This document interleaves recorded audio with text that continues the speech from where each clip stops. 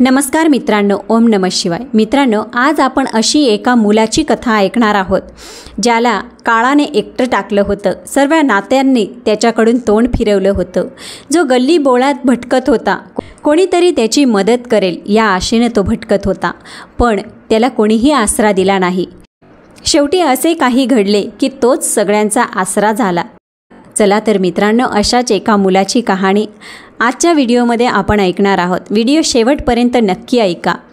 चॅनलवर नवीन असाल तर व्हिडिओला लाईक, चॅनलला सबस्क्राईब करा, तसेच बेल आयकॉनसुद्धा प्रेस करा आणि कथा आवडल्यास ओम नमः शिवाय लिहायला अजिबात विसरू नका। मी एका वृद्धाश्रमात नोकरी करत होतो। तिथे घडलेलं एक दृश्य आजही माझ्या डोळ्यांसमोरून जात नाही। एक वृद्ध माता आपल्या मुलीच्या पायावर कोसळून रडत होती। बाळा, मी कोरड्या भाकरीवरही जगू शकेन, फक्त मला तुझ्यासोबत ठेव। पण तिच्या मुलीने तिला निर्दयीपणे झटकून टाकले। संपूर्ण रात्र ती आई हुंदके देत रडत होती आणि मला हे सगळं पाहून असह्य झालं। दुसऱ्या दिवशी मी त्या मुलीच्या घरी तिला समजवण्यासाठी गेलो, पण जसा मी दरवाजा ठोठवला तो आपोआप उघडला। मी आत शिरलो आणि जे दृश्य माझ्या डोळ्यांसमोर आलं त्याने माझा आत्मा थरथर कापू लागला। माझ्या पायाखालची जमीनच सरकली होती। मी थरथरत मागे फिरलो। डोळ्यात अश्रू आणि मनात एक असा भयानक अनुभव ज्याचं वर्णन करणं अशक्य आहे। मी एक अनाथ आहे, पण अनाथ असल्याचा डाग मला लहानपणापासूनच बसलेला आहे। माझे वडील जिवंत होते, पण त्यांनी कधीच मला आपले मानले नाही। त्यांनी माझ्या आईला घटस्फोट दिला आणि दुसरं लग्न केलं।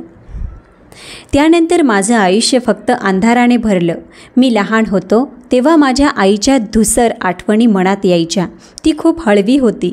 मऊ चपातीचे तुकडे करून हातावर घालून मला भरवायची। रात्री गोष्ट सांगायची आणि मी रडायला लागलो की मला कवटाळून शांत करायची। पण हे सुख फार काळ टिकलं नाही। माझी आजी, जी घरात सर्वात मोठी होती, ती माझ्या आईला अजिबात पसंत करत नव्हती। तिला वाटत होते की माझ्या वडिलांनी दुसरं लग्न करावं। तिच्याच हट्टामुळे वडिलांनी माझ्या आईला घटस्फोट दिला। आई गेल्यानंतर माझी संपूर्ण दुनिया बदलून गेली। माझी सावत्र आई खूप कठोर होती। तिने कधीच मला मनापासून स्वीकारलं नाही। वडीलही माझ्यापासून दूर गेले। ते दिवसभर कामावर असायचे आणि घरी आल्यावर फक्त तिचंच ऐकायचे। सावत्र आई मला कधी जेवायला नीट द्यायची नाही। कपडे फाटके तुटके असायचे। काही मागितलं तर शिव्या आणि मारहाण मिळायची। मी दिवसभर इकडे तिकडे भटकायचो। मनात एकच प्रश्न, माझ्या वडिलांना माझं दुःख दिसत नाही का? त्यांच्या घरातच त्यांचा मुलगा एका नोकरासारखा जगत आहे, हे त्यांना जाणवत नाही का? जोपर्यंत आजी होती ती काहीसं माझं रक्षण करत होती, पण तिच्या मृत्यूनंतर मी पूर्णपणे अनाथ झालो। सावत्र आईसाठी हे जणू सणासुदीचे दिवस होते। आता कोणीच तिला विरोध करणारं नव्हतं आणि तिने माझ्यावर अगदी मोकळ्यापणाने अत्याचार करायला सुरुवात केली। मी अनेकदा एखाद्या कोपऱ्यात जाऊन बसायचो। भूक लागली तर जेवण मागायचो, पण मिळायच्या फक्त शिव्या। मी रस्त्यावर खेळणाऱ्या मुलांकडे पाहायचो, जे आपल्या आईवडिलांबरोबर हसत खेळत असायचे। मला वाटायचं माझं आयुष्य असं का नाही। एक दिवस मी खूप आजारी पडलो। तेव्हा माझ्या सावत्र आईने वडिलांना सांगितलं, हा मुलगा काही कामाचा नाही, नेहमी आजारी असतो, याला कुठेतरी अनाथ आश्रमात टाका। वडिलांनी फक्त मान डोलावली, पण काही बोलले नाही। त्या क्षणी मला कळलं, या जगात माझं कोणीच नाही। मी कोणासाठीही महत्त्वाचा नाही। माझ्या जीवनातील सर्वात भयंकर दिवस तो होता जेव्हा सावत्र आईने माझ्यावर अत्यंत खोटा आणि लाजिरवाणा आरोप लावला की मी तिच्या मुलीकडे वाईट नजरेनं पाहिलं। वडील संतापले। मला एकही शब्द बोलू न देता त्यांनी जोरात मारलं। मी ओरडून सांगत होतो, बाबा मी काहीही केलं नाही, पण त्यांनी माझं काहीच ऐकलं नाही। सावत्र आई रडण्याचं नाटक करत राहिली आणि त्यांनी रागाच्या भरात मला घराबाहेर काढलं। कित्येक दिवस मी रस्त्यावर उपाशी पोटी फिरत राहिलो। मला वाटलं बाबा मला शोधायला येतील, पण ते कधीच आले नाही। मी कधी दुकानासमोर बसायचो, कधी हॉटेल बाहेर उरलेलं अन्न शोधायचो, तर कधी एखाद्या झाडाखाली झोपायचो। मी जेवणासाठी प्रचंड संघर्ष केला। एक दिवस भुके पोटी मी एका मंदिरात पोचलो। तिथे लोक भात वाटत होते। मीही रांगेत उभा राहून भात घेतला आणि एका कोपऱ्यात बसून खायला लागलो। तिथे एक स्त्री माझ्याकडे पाहत होती। ती विधवा होती। तिच्या चेहऱ्यावर एक निराळी माया होती। तिने मला विचारलं, बाळा तू कुठे राहतोस? मी डोळे खाली झुकून उत्तर दिले, कुठेही नाही, माझं कोणी नाही। ती काही क्षण मला पाहत राहिली आणि मग म्हणाली, चल माझ्यासोबत चल। ती माझ्या आयुष्यातलं सर्वात मोठं वरदान ठरली। तिने मला आपला मुलगा मानलं, माझ्यासाठी कपडे घेतले, चांगलं अन्न दिलं आणि माझी संपूर्ण काळजी घेतली. तिच्या मायेने माझ्या आयुष्यात पुन्हा एक नवी उमेद निर्माण झाली. तिने मला चांगल्या शाळेत दाखिला दिला. मी 10वीपर्यंत शिकलो आणि मग ठामपणे उभा राहण्यासाठी पूर्ण प्रयत्न केले. तिच्या प्रेमाचं ऋण मी कधीच फेडू शकणार नाही. पण माझं सुख फार काळ टिकलं नाही. जेव्हा तिचा शेवटचा क्षण आला, मी तिच्यासोबत होतो, पण काहीच करू शकलो नाही. ती एक प्रेमळ आणि उदार स्त्री होती, जिने माझं संपूर्ण आयुष्यच बदलून टाकलं होतं. माझं स्वतःचं कुटुंब जेव्हा मला घराबाहेर काढून बेघर केलं, तेव्हा याच स्त्रीने मला आधार दिला, आपल्यासोबत ठेवलं, सन्मान दिला आणि माझं उद्ध्वस्त आयुष्य पुन्हा उभं करण्यासाठी झटली. ही बाई स्वतः एक वेदनादायक कहाणीची साक्षीदार होती. तिचा नवरा एक सेवानिवृत्त न्यायाधीश. त्याने आपली संपूर्ण संपत्ती दुसऱ्या बायकोच्या नावावर केली, ज्यामुळे त्यांचा मोठा मुलगा काहीही मिळवू शकला नाही. हा अन्याय सहन न झाल्यामुळे तो मुलगा आपल्या सख्ख्या आईचा तिरस्कार करू लागला आणि तिला घराबाहेर काढण्यासाठी नको नको त्या युक्त्या सुचवू लागला. मी स्वतः पाहिलं होतं की तो कसा तिच्यावर खोटे आरोप लावत होता. ती चारित्र्यहीन आहे असं सांगत शेजाऱ्यांसमोर तिचा अपमान करत होता. आम्ही दोघेही पूर्णपणे असहाय्य होतो. मी लोकांना सांगत होतो की ही बाई माझ्यासाठी आईसारखी आहे, तिने मला वाढवलं, ती निष्पाप आहे. पण कोणीही ऐकायला तयार नव्हतं. सगळे गप्प होते. कदाचित त्यांना माहीत होतं की सत्य बोलण्याचे परिणाम फार गंभीर असू शकतात. शेवटी तो दिवस आला जेव्हा तिच्या स्वतःच्या मुलाने तिला जबरदस्तीने घराबाहेर काढलं. मी तिला आधार दिला, पण तिचं मन आधीच मोडलं होतं. जी स्त्री इतकी वर्ष धैर्य आणि संयमाची मूर्ती होती, ती आता एकदम शांत झाली. तिच्या डोळ्यात एक निर्विकार शून्यता होती. ती आकाशाकडे बघत होती, जणू देवाकडेच काही विचारत होती. एक दिवस तिचा श्वास अडखळू लागला. मी तिला वाचवण्याचा खूप प्रयत्न केला, पण ती हळूहळू जीवनाच्या सीमारेखा पार करत होती. तिचे ओठ काहीतरी बोलू पाहत होते, पण आवाज बाहेर येत नव्हता. शेवटी तिच्या डोळ्यातून एक अश्रू ओघळला आणि ती कायमची शांत झाली. माझं संपूर्ण जगच कोसळून गेलं. मी तिच्या निश्चल शरीराकडे पाहत होतो, पण माझ्याकडे एवढेही पैसे नव्हते की मी तिच्या अंतिम संस्काराची व्यवस्था करू शकेन. मी शेजाऱ्यांकडे मदत मागितली, पण जे लोक काल तिच्यावर बोट ठेवत होते ते आज तिच्या अंतिम विधीसाठी पुढे येईनात. मी गल्ली गल्लीत फिरत राहिलो, दारं ठोठावले, पण कोणीही ऐकायला तयार नव्हतं.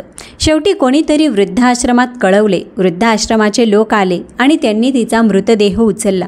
मी मनात शपथ घेतली की मी असे काही करेन जेणेकरून कोणतीही आई आपल्या स्वतःच्या घरातून अशी बेघर होणार नाही आणि कोणत्याही मुलाला माझ्यासारखी असहाय्यता भोगावी लागणार नाही. त्या दिवशी वृद्धाश्रम प्रमुखांनी मला विचारलं, बाळा तू आमच्यासोबत काम करशील का? मी डोळे भरून मान डोलावली. मला वाटलं जणू माझ्यासाठी एखादं नवीन आयुष्य उघडत होतं. मी वृद्धाश्रमात काम करू लागलो. तिथे रोज मी अशा वृद्धांचे हाल पाहत होतो जे रक्ताचे अश्रू काढायला लावणारे होते. एखादा बाप जो आपल्या मुलांसाठी आयुष्यभर झिजतो, पण शेवटी तीच मुले त्याला रस्त्यावर सोडतात. एखादी आई जी लेकरांसाठी झोप आरामाचा त्याग करते, पण शेवटी तिचीच मुलं तिला ओझं समजून नाकारतात. एक दिवस एका वृद्ध आईला तिच्या मुलीने, मालतीने आणि जावयाने आश्रमात सोडून दिलं. मालती म्हणाली, आमची आई आहे, पण त्यांची मानसिक स्थिती ठीक नाही. त्या मुलांवर हल्ला करतात. आम्हाला भीती वाटते, म्हणून आम्ही त्यांना आता ठेवू शकत नाही. ती वृद्ध आई तिच्या मुलीकडे आणि जावयाकडे पाहत होती. तिच्या डोळ्यातून आश्चर्य आणि दुःख यांचं मिश्रण होतं. तिला विश्वासच बसत नव्हता की ती खरंच तिथे सोडून दिली जाते आहे. ती मुलीच्या पायावर पडून म्हणाली, बाळा मी तुझ्याकडून काही मागत नाही, फक्त मला इथे सोडून जाऊ नको. मी कोरड्या भाकरींवर जगेन. पण मालती निर्दयीपणे तिला झटकून निघून गेली, जणू ती तिची आई नव्हे तर एखादी परकी व्यक्तीच होती. मी तो सारा प्रसंग पाहत होतो. त्या वृद्ध आईने खूप रडलं. आम्हा सर्वांच्या काळजाला ते स्पर्शून गेलं. पण हे काही नवीन नव्हतं. तिच्या अश्रूंच्या आवाजाने मला माझ्या स्वतःच्या आईच्या असहाय्यतेची आठवण आली. माझ्या जीवनातील सगळ्या वेदना त्या क्षणी जिवंत झाल्या. मी तिला खायला देण्याचा प्रयत्न केला, पण तिने एक घासही घेतला नाही. कदाचित तिला भुकेपेक्षा आपल्या मुलीच्या प्रेमाची भूक होती. ती पूर्ण रात्र रडत राहिली आणि मी तिच्या जवळ शांतपणे बसून राहिलो. सकाळ होताच मी ठरवलं, मी मालतीच्या घरी जाऊन तिच्याशी थेट बोलणार. दुसऱ्या दिवशी सकाळीच मी तिच्या घरासमोर पोचलो. हृदयामध्ये अस्वस्थता तर होती, पण एक आशा देखील होती. कदाचित तिला आपल्या चुकीची जाणीव होईल. कदाचित ती आपल्या आईसाठी व्याकुळ झाली असेल. मी दरवाजावर टकटक केली, पण आश्चर्य म्हणजे दरवाजा हळूहळू आपोआपच उघडला. आतून हसण्याचा, गप्पांचा आवाज येत होता. मी आत पाऊल टाकलं आणि बघितलं की तिथे एक भव्य पार्टी सुरू होती. मालती आणि तिचा पती दोघंही अगदी सजले धजले होते. चेहऱ्यावर उत्साह होता. पाहुणे हसत होते, बोलत होते. टेबलावर चविष्ट जेवणांची रांग होती आणि सगळीकडे उत्साहाचं वातावरण. हे पाहून माझ्या छातीत काहीतरी दाटून आलं. माझ्या नजरा इकडून तिकडे फिरू लागल्या. तेवढ्यात एक वृद्ध नौकर माझ्या जवळून गेला. मी त्याला थांबवून विचारलं, ही पार्टी कोणत्या आनंदासाठी आहे आणि मालतीची आई खरंच मानसिकदृष्ट्या आजारी आहे का? त्यावर तो माणूस एक थोडंसं दुःखी हसू देत म्हणाला, नाही साहेब, आईसाहेब अगदी ठणठणीत आहेत, पण त्यांची मुलगी आणि जावई त्यांना उपाशी ठेवून औषधं देत असत, अपमान करत असत. त्यामुळे त्यांची अवस्था अशी झाली की लोकांना वाटतं त्या वेडसर झाल्यात. त्या आमच्याकडून लपून भाकरी मागायच्या, पण आपल्या लेकरांच्या भीतीने काही खाऊ शकत नव्हत्या. हे ऐकून माझ्या पायाखालची जमीनच सरकली. मी शांतपणे तिथून निघून गेलो, पण मनात ठाम निर्णय केला की त्या वृद्ध आईला आता कधीच एकटी सोडणार नाही. आश्रमात पोचल्यावर त्या आई एका कोपऱ्यात शांत बसल्या होत्या, जणू कोणाची तरी वाट पाहत होत्या. मी त्यांच्या जवळ गेलो आणि म्हणालो, आई, तुमची मुलगी तुम्हाला न्यायला येणार नाही, पण तुम्ही इच्छित असाल तर माझ्या घरी राहू शकता. त्या थोड्या थबकल्या, माझ्याकडे आश्चर्याने पाहू लागल्या. मी त्यांच्या अशक्त हातांना धरत विचारलं, मी तुम्हाला आई म्हणू शकतो का? हे ऐकताच त्यांच्या डोळ्यात अश्रू तरळले. त्यांनी थरथरत्या हातांनी माझ्या डोक्यावरून हात फिरवला आणि म्हणाल्या, बाळा, मी आयुष्यभर माझ्या लेकरांसाठी झिजले, पण त्यांनीच मला सोडलं. जर तू मला आई म्हणशील तर कदाचित हे हृदय तरी समजून घेईल की मी एकटी नाही. त्याच दिवसापासून मी त्यांना माझ्या घरी नेण्याचा निर्णय घेतला. डॉक्टरांचा सल्ला घेतला, औषधं दिली, त्यांच्या आरोग्याची काळजी घेतली आणि सर्वात महत्त्वाचं, त्यांना तो सन्मान दिला जो त्यांच्या स्वतःच्या मुलांनी नाकारला होता. हळूहळू त्या बऱ्या होऊ लागल्या. त्यांच्या चेहऱ्यावर नवजीवनाचा प्रकाश दिसू लागला. माझं आयुष्य पूर्णत्वाकडे झुकू लागलं. मी एक पाऊल पुढे टाकलं. शकुंतला ताईंकडून त्यांच्या विधवा मुलीचा हात मागितला. मला माहीत होतं की ती एक संवेदनशील आणि सज्जन स्त्री आहे, जी माझ्या या उद्देशात साथ देईल. लग्नानंतर माझी पत्नीही माझ्यासोबत या ध्येयात सहभागी झाली. आम्ही ठरवलं की आमचं छोटंसं घरच नाही, तर प्रत्येक अशा वृद्धासाठी एक आश्रयस्थान उभं करायचं, ज्यांना स्वतःच्या घरातून बाहेर काढलं जातं. आमचं घर त्या वृद्धांसाठी नेहमीच उघडं असायचं. आम्ही नियमच केला होता, आठवड्यातून एकदा तरी काही वृद्धांना आपल्या घरी बोलवायचं, त्यांना जेवण द्यायचं, बोलायला वेळ द्यायचा, प्रेम द्यायचं. त्यांच्या हसण्याचा आवाज घरात घुमू लागला. त्यांच्या आठवणी, त्यांच्या आशीर्वादांनी घरात एक वेगळीच ऊब निर्माण झाली. कदाचित त्यांच्या शुभेच्छांमुळेच आमच्या घरात सुख, समाधान आणि भरभराट होती. एक दिवस आश्रमात आणखी एक वृद्ध व्यक्तीला आणलं गेलं. त्यांची अवस्था अतिशय दयनीय होती. मळकट कपडे, वाढलेली दाढी, चेहऱ्यावर जखमा आणि डोळ्यात खोल हतबलता. ते काही बोलत नव्हते, कोणाच्या डोळ्यात पाहत नव्हते. मी पुढे होऊन त्यांचं नाव विचारलं, पण त्यांनी फक्त मान झुकवली. कर्मचाऱ्यांकडून कळलं की त्यांचा मुलगा त्यांना येथे सोडून गेला आणि म्हणाला, वडील मानसिकदृष्ट्या असंतुलित झाले आहेत. हे ऐकून पुन्हा माझं मन सुन्न झालं. तीच कथा, तीच क्रूरता, तीच बिनधास्तपणा. मी त्या वृद्धाजवळ बसलो. हळूवार स्वरात विचारलं, बाबा, तुम्ही माझ्याशी बोलू शकता का? ते काहीच बोलले नाही, पण जेव्हा मी त्यांच्या खांद्यावर हात ठेवला तेव्हा त्यांचे डोळे अश्रूंनी भरून आले. ते म्हणाले, बाळा, माझं सगळं आयुष्य मी माझ्या मुलांसाठी घालवलं. माझी कमाई, माझं आयुष्य त्यांच्यावर खर्च केलं आणि आज त्यानेच मला घराबाहेर काढलं. ते हृदयद्रावक रडत होते. मी त्यांच्या हातात हात घेतला आणि मनाशी ठरवलं, मी तुम्हाला एकटं सोडणार नाही. त्यांचं नाव किशोर होतं. काही दिवसातच ते थोडं थोडं बोलायला लागले. मी त्यांना इतरांसोबत बसवू लागलो, गप्पा मारू लागलो आणि त्यांच्या आतल्या वेदनांचा आवाज ऐकू लागलो. एक दिवस मी किशोररावांबरोबर बसलो होतो. ते अचानकच स्वतःहून बोलायला लागले. त्यांनी सांगितलं, संपूर्ण आयुष्य मी मेहनतीत घालवलं. माझं तारुण्य, माझं आरोग्य सगळं मी माझ्या कुटुंबासाठी अर्पण केलं. माझ्या मुलाला उत्तम शिक्षण दिलं, चांगले कपडे दिले, त्याच्या प्रत्येक इच्छाची पूर्ती केली. जेव्हा तो मोठा झाला तेव्हा मला वाटलं की माझी कमाई काही चांगल्या कार्यासाठी वापरावी, म्हणून मी माझी संपत्ती काही गरजू मुलांच्या नावावर केली. इतकं सांगून ते थोडा वेळ थांबले आणि माझ्याकडे अशा नजरेने पाहू लागले जणू आणखी काही सांगायचं होतं पण शब्द साथ देत नव्हते. मी शांतपणे ऐकत राहिलो. थोड्या वेळाने ते म्हणाले, जेव्हा माझ्या मुलाला ही गोष्ट समजली तेव्हा तो रागाने माझ्यावर ओरडायला लागला. म्हणाला की मी त्याच्या हक्कावर डाका टाकलाय. मी त्याला समजावण्याचा प्रयत्न केला. बाळा, तू तरुण आहेस, तुझ्या कष्टाने कमवू शकतो, पण ही निराधार मुलं कुणाकडे जाणार? पण तो ऐकायलाच तयार नव्हता. काही दिवसातच त्याने मला वेडसर ठरवलं आणि इथे सोडून गेला. कदाचित मला माझा निर्णय बदलावा लागेल म्हणून. हे ऐकून माझ्या मनाला मोठा धक्का बसला. एक वडील ज्यांनी आपल्या मुलासाठी आयुष्यभर कष्ट घेतले, ज्यांनी सर्व काही त्यांच्या पायाशी अर्पण केलं, त्यांनी जेव्हा आपली संपत्ती समाजासाठी दिली तेव्हा त्यांचा मुलगाच त्यांचा शत्रू झाला. मी किशोररावांना धीर देण्याचा प्रयत्न केला. त्यांना समजावत होतो की ते एकटे नाहीत, पण मला ठाऊक होतं ज्यांच्यासाठी त्यांनी आयुष्य वेचलं त्याच्याकडून झालेली उपेक्षा त्यांना आतून पोखरत होती. काही महिने असेच गेले. मी नेहमी त्यांच्या जवळ बसत असे, त्यांच्याशी गप्पा मारत असे. तेही मला मुलासारखं मानायला लागले आणि मी त्यांना वडिलांसारखा आदर द्यायला लागलो. पण काळ कुणासाठी थांबत नाही. एक दिवस मी त्यांच्या खोलीत गेलो तेव्हा ते शांतपणे पडलेले होते. मी हाक मारली पण कोणतीच हालचाल नव्हती. मी त्यांच्या हाताला स्पर्श केला आणि लक्षात आलं ते या जगातून निघून गेले होते. माझ्या डोळ्यात अश्रू आले. एक वडील आपल्या मुलाच्या बेपर्वाईचं ओझं उराशी बाळगत ह्या जगाचा निरोप घेतलेला मी पाहत होतो. मी त्यांच्यासाठी सगळी सोपस्कार पार पाडली, जशी एक मुलाने आपल्या वडिलांसाठी करावी. सन्मानाने, आदराने त्यांच्या अंतिम संस्कार केला. पण त्यांची कहाणी माझ्या हृदयावर एक खोल जखम करून गेली. वृद्धाश्रमात आणखी गर्दी वाढत होती. काही नवीन वृद्ध येथे दाखल होत होते, तर काही जणांचा परिवार औपचारिकता पूर्ण करत असे. मीही रोजच्या जबाबदाऱ्यांमध्ये व्यस्त होतो. तेवढ्यात एक तरुण आपल्या वृद्ध आईला आधार देत घेऊन आला. ती स्त्री फार अशक्त होती. चालणंही कठीण होतं.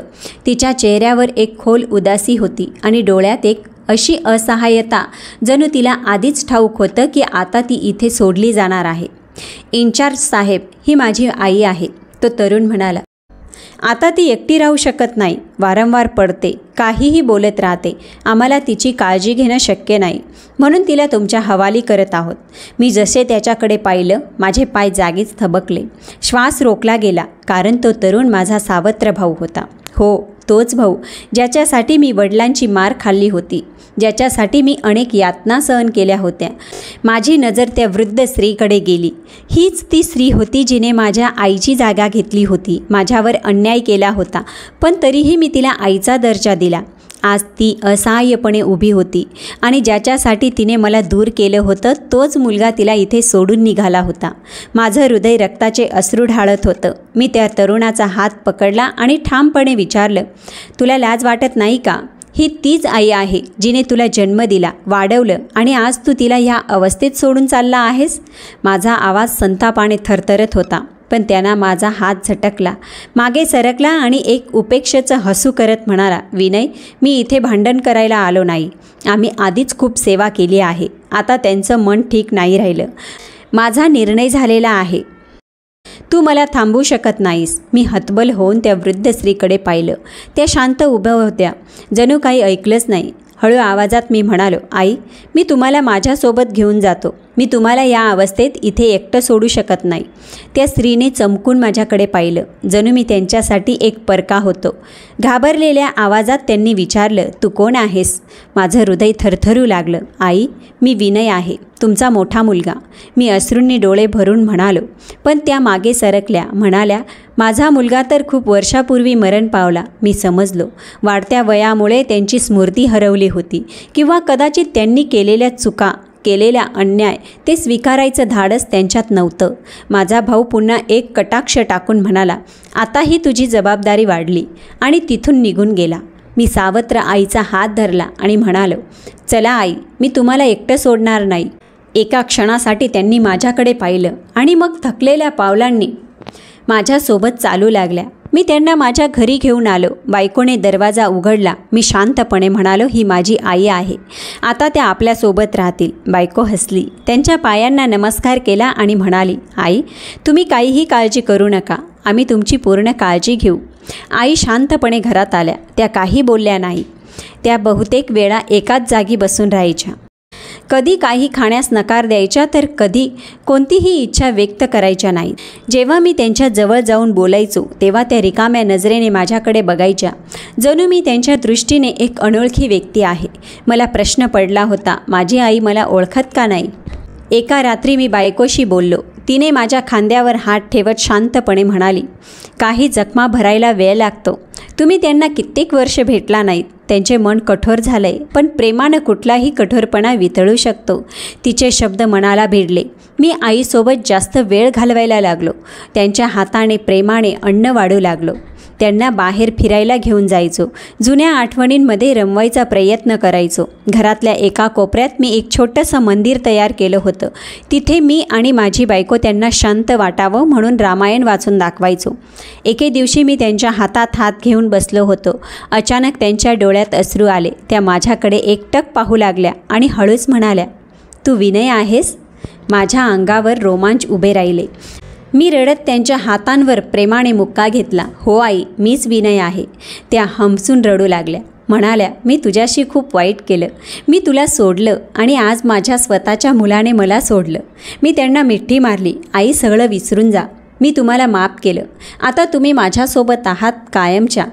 त्या दिवशी पहिल्यांदा माझ्या आईने हळवा श्वास घेतला. मला जाणवलं की इतक्या वर्षाच्या वेदना दुराव्याचा भार त्या क्षणी हलका झाला. त्यांच्या थरथरत्या हातांनी त्या माझा चेहरा स्पर्श करत होत्या, जणू त्या सत्य पडताळून पाहत होत्या. त्या म्हणाल्या, मी तुला खूप त्रास दिला ना विनय? मी तुला आईचं प्रेम देऊ शकले नाही. मी तुला परकं मानलं आणि घराबाहेरही काढून दिलं. आणि आज माझ्या मुलाने माझ्याशी तसंच केलं. मी त्यांच्या हातात हात घेत म्हणालो, आई, जे झालं ते गेलं. आता तुम्ही माझ्यासोबत आहात, हेच महत्त्वाचं आहे. माझे शब्द ऐकून त्यांच्या डोळ्यात एक वेगळी चमक आली. त्या म्हणाल्या, कदाचित मी तुला वेळीच ओळखलं असतं. कदाचित मी तुझ्याशी प्रेमाने वागले असते, पण मी तुझ्या वडिलांच्या सांगण्यावरून तुला दूर ठेवलं. त्यानंतर आमच्या नात्यात बदल झाला. आता त्या शांत आणि उदास राहत नव्हत्या. माझी वाट पाहायच्या, माझ्याशी बोलायच्या, सोबत जेवायच्या. कधी कधी त्यांच्या आयुष्यातील जुन्या आठवणी सांगायच्या. माझी पत्नीही त्यांची खूप काळजी घ्यायची. त्यांच्यासाठी मऊ जेवण बनवायची, नवीन कपडे आणायची आणि त्यांच्यासोबत उशिरापर्यंत गप्पा मारायची. हे सगळं आईच्या मनावर परिणाम करत होतं. एके दिवशी दुपारी मी त्यांच्या शेजारी बसलो होतो. त्या हळू आवाजात म्हणाल्या, विनय, तुला माहीत आहे का मी तुला घराबाहेर का काढलं होतं? मी थोडा स्तब्ध झालो, कारण त्यांनी याचा कधी उल्लेखच केला नव्हता. मी शांत राहिलो. त्या म्हणाल्या, तुझी आजी नेहमी माझा तिरस्कार करायची, कारण मी तुझ्या खऱ्या आईच्या जागी आले होते. ती तुला माझ्यापासून दूर ठेवायची. तुझे वडीलही तुझ्याकडे दुर्लक्ष करायचे आणि मी स्वतः तुला आपलंसं करू शकले नाही, कारण तुझ्या प्रत्येक गोष्टीत मला सतत आठवायचं, मी तुझी खरी आई नाही. त्यांच्या डोळ्यात अश्रू होते. जेव्हा तू मोठा झालास, तुझ्या सहानुभूतीने मला पाहिलंस, तरीही मी तुला जवळ घेऊ शकले नाही. उलट तुला शिक्षा दिली, आरोप केले आणि घराबाहेर काढलं. मी त्यांचे थरथरते हात हातात घेत म्हणालो, आई, तुम्ही स्वतःला दोषी मानू नका. जे व्हायचं होतं ते झालं. आता आपण एकत्र आहोत. हाच मोठा भाग्ययोग आहे. त्या क्षणी पहिल्यांदा त्यांच्या डोळ्यात खरी ममता दिसली. दुसरीकडे माझा सावत्र भाऊ, ज्याने आईला वृद्धाश्रमात टाकलं, त्याच्या जीवनात अडचणी सुरू झाल्या होत्या. व्यवसायात नुकसान, नातेवाईकांची पाठ फिरवणं, एकटेपणा आणि शेवटी बायको मुलांनीही त्याच्यापासून तोंड फिरवलं. एक अनोळखी व्यक्ती मला भेटून सांगून गेला की तो कर्जाच्या ओझ्याखाली दबला आहे. मी फक्त शांतपणे ऐकत राहिलो, कारण मला माहीत होतं निसर्गाचा न्याय अटळ असतो.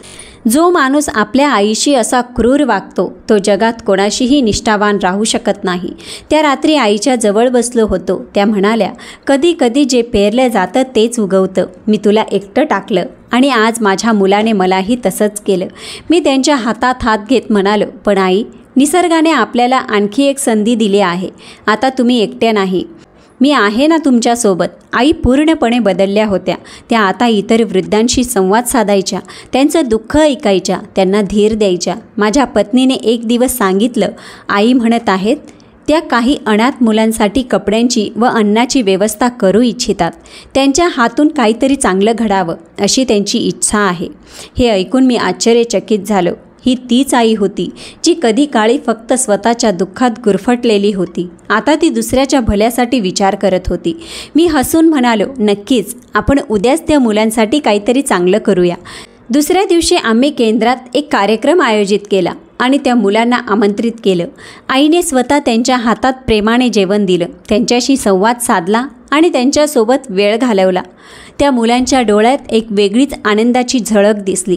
संध्याकाळी घरात परतल्यावर आई थोडी थकलेली होती, पण त्यांच्या चेहऱ्यावर समाधान झळकत होतं. आईने मला जवळ बोलावलं आणि म्हणाल्या, विनय, आज पहिल्यांदाच वाटतंय की मी आयुष्यात काहीतरी खरंच चांगलं केलं. आता उरलेलं आयुष्य मी असहाय्य आणि गरजू लोकांसोबत घालवायचं ठरवलं आहे. मी त्यांचा हात हातात घेत म्हणालो, आई, तुमच्या अंतःकरणातील प्रकाशाने तुम्हाला बदललेलं आहे. मला अभिमान आहे की मी त्या बदलाचा एक भाग आहे. त्या दिवशी मला एक गोष्ट प्रकर्षाने जाणवली. कोणीही पूर्णपणे वाईट नसतं. फक्त काळ आणि परिस्थिती माणसाच्या मनावर कठीण छाया टाकतं. जे प्रेमाने आणि मृदुतेने कुठलीही जखम भरू शकते, तर कुठलंच हृदय बदलू शकत नाही असं नाही. माझी आई याचं उत्तम उदाहरण होती. ती आता तशी राहिली नव्हती जशी तिने मला कधी लहानपणी एकटा आणि असहाय्य सोडलं होतं. ती आता एक नवी संवेदनशील व्यक्ती बनली होती आणि हेच माझं सर्वात मोठं यश होतं.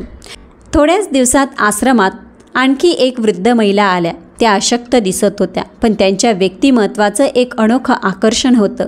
त्यांच्या सुरकुतलेल्या चेहऱ्यावर खोल दुःखाचं सावट होतं, जणू त्यांनी आयुष्याचा मोठा पराभव सोसलेला असेल.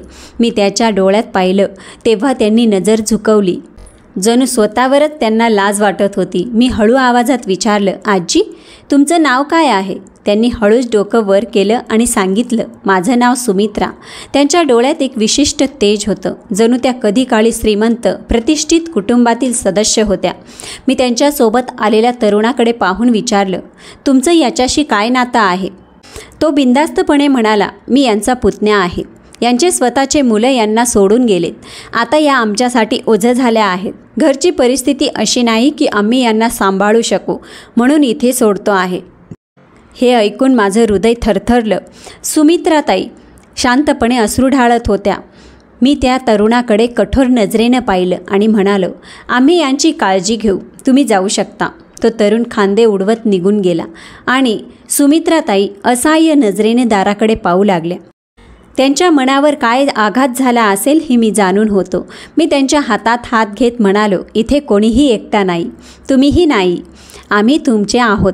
काही दिवसात सुमित्राताईंना थोडं बरं वाटू लागलं. मी त्यांच्याजवळ बसून त्यांच्याशी संवाद साधायचा प्रयत्न करत होतो.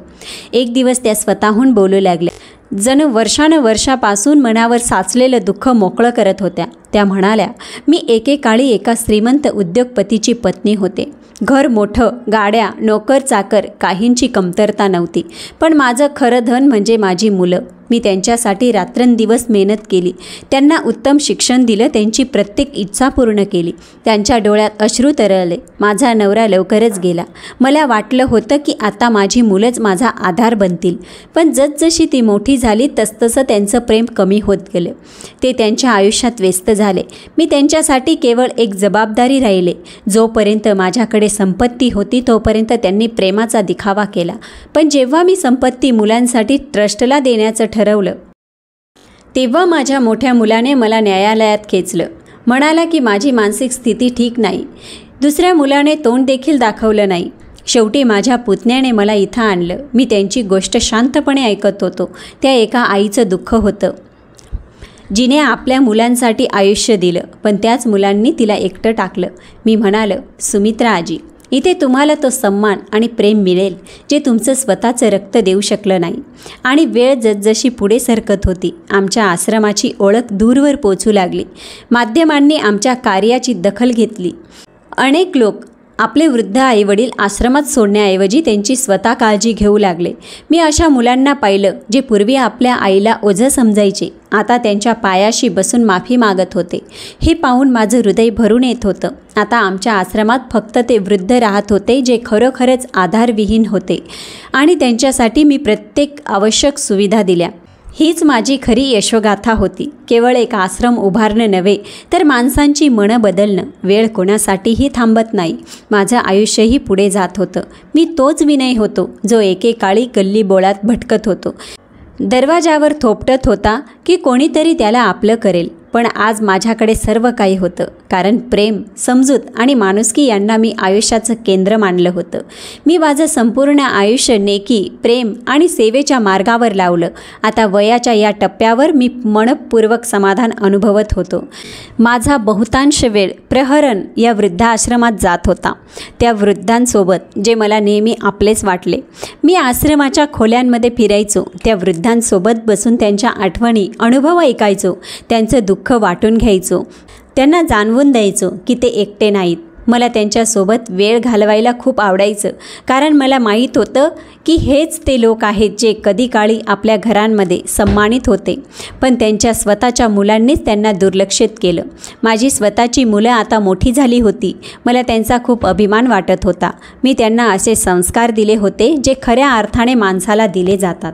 मी त्यांना शिकवलं की वृद्ध आणि बेसहारा लोकांची काळजी घेणं ही आपल्या समाजाची आणि आपली जबाबदारी आहे. ह्या जगातली खरी संपत्ती म्हणजे दुसऱ्यासाठी सुसह्य आयुष्य निर्माण करणं. माझी मुलं आणि मुली माझ्या या कार्यामध्ये माझ्या खांद्याला खांदा लावून उभी होती. तेही माझ्यासोबत वृद्धांची सेवा करण्यात गुंतले होते, त्यांच्या अन्न, औषध आणि इतर गरजांची काळजी घेत. माझी पत्नी ही सदैव माझ्यासोबत होती. तिला माहीत होतं की हे कार्यच माझं जीवन आहे. ती मला नेहमी प्रोत्साहन द्यायची. एक दिवस मी माझ्या खोलीत बसलो होतो. भूतकाळाच्या आठवणीत हरवून गेलो होतो. माझे डोळे भिंतीवर स्थिरावले होते आणि मन पुन्हा त्या कठीण काळात गेलं होतं जेव्हा मी एकटा होतो, गल्ली गल्लीत भटकत होतो. तेवढ्यात माझी पत्नी माझ्याजवळ आली आणि हळुवारपणे म्हणाली, आज तुम्ही काहीसे शांत दिसताय, सगळं ठीक आहे ना? मी एक खोल श्वास घेतला आणि हसत म्हणालो, फक्त आयुष्याचा प्रवास आठवत होतो. किती परीक्षा दिल्या आणि शेवटी इथपर्यंत आलो. कधी एकटं वाटायचं, पण आज माझ्याकडे कुटुंब आहे, प्रेम आहे, सन्मान आहे आणि सर्वात महत्त्वाचं म्हणजे ती शांतता आहे जी मी आयुष्यभर शोधत होतो. माझ्या बोलण्यावर माझी पत्नी प्रेमाने हसली आणि म्हणाली, देवाने तुमच्या चांगल्या कर्माचे फळ तुम्हाला दिले आहे. जे काही तुम्ही पेरलं तेच आज उगवलं आहे. माझ्या सभोवती तेच वृद्ध बसले होते जे मी आपल्या मुलांसारखं स्वीकारलं होतं. मला कधी स्वप्नातसुद्धा वाटलं नव्हतं की मी अशा जागी पोचेन जिथे हे वृद्ध लोक मला आपला आधार मानतील, माझ्यावर विश्वास ठेवतील. त्या साऱ्यांच्या डोळ्यात वेगवेगळ्या भावना होत्या, पण त्यांच्यात एक गोष्ट समान होती. कुणाच्या डोळ्यात ममता, कुणाच्या डोळ्यात प्रेम, तर कुणाच्या डोळ्यात परिस्थितीमुळे आलेली असहाय्यता. पण त्यांच्यात एक गोष्ट समान होती, कृतज्ञता.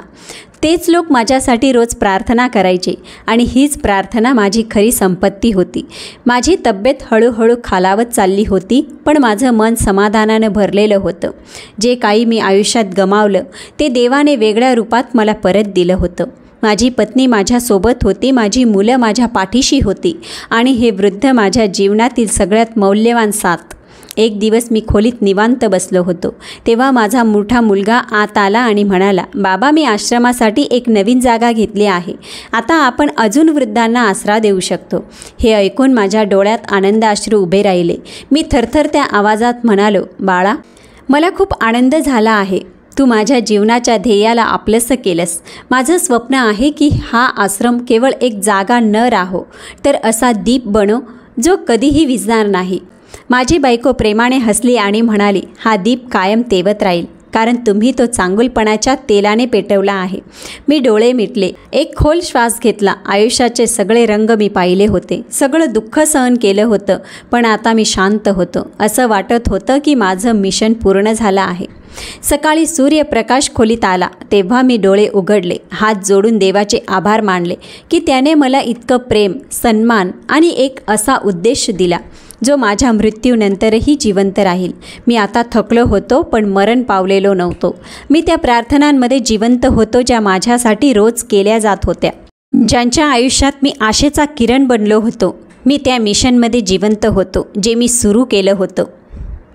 आयुष्याने कितीदा तरी मला तोडण्याचा प्रयत्न केला, पण मी सिद्ध केलं की जो प्रेम आणि चांगुलपणाच्या मार्गावर चालतो तो कधीही मरत नाही. मी माझ्या मुलाच्या चेहऱ्याकडे पाहिलं, त्याचं हसणं पाहिलं आणि मला खात्री झाली माझी कथा अजून संपलेली नाही. हे तर एका नव्या सुरुवातीचे संकेत होते. मित्रांनो, आजची कथा तुम्हाला कशी वाटली कॉमेंटमध्ये नक्की सांगा आणि कथा आवडली असेल तर ओम नमः शिवाय लिहायला अजिबात विसरू नका.